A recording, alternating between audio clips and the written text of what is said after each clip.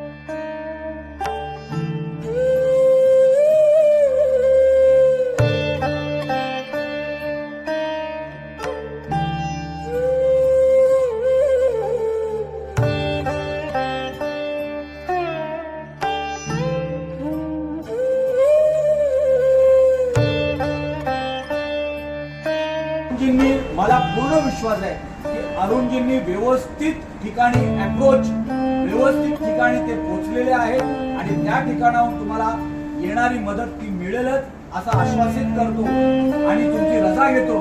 Jai Hind, Jai Maharashtra.